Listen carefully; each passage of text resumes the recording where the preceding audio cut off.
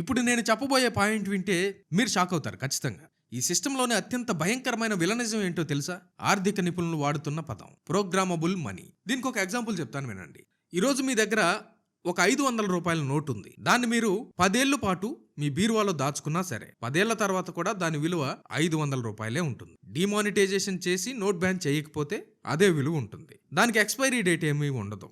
కానీ భవిష్యత్తులో రాబోయే డిజిటల్ కరెన్సీకి వాళ్ళు టైం లిమిట్ లేదా షరతులు పెట్టొచ్చు. అంటే ఈ నెల ప్రభుత్వం మీకు ఇచ్చిన రేషన్ డబ్బులు లేదా మీ జీతం మీరు కేవలం 30 రోజుల్లో ఖర్చు పెట్టాలి. 30 రోజులు దాటితే ఆ డబ్బు ఆటోమేటిక్గా ఎక్స్పైర్ అయిపోయి మీ అకౌంట్లో నుంచి మాయం అవుతుంది అని వాళ్ళు ప్రోగ్రామ్ చేయొచ్చు. మీ డబ్బు మీరు దాచుకోవడానికి వీల్లేదు.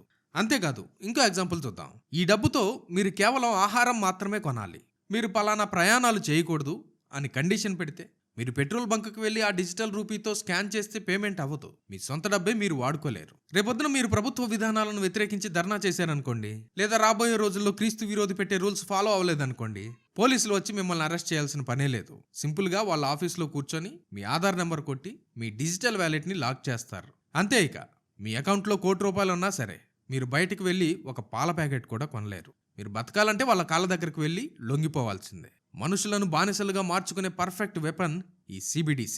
ఈ ఫైనాన్షియల్ మార్పుల వెనుక ఉన్న ఆత్మీయ సత్యాన్ని అపోస్తులుడైన యోహాను భక్తుడికి 2000 ఏళ్ల క్రితమే దేవుడు ఈ టెక్నాలజీ గురించిన దర్శనాన్ని ఇచ్చాడు.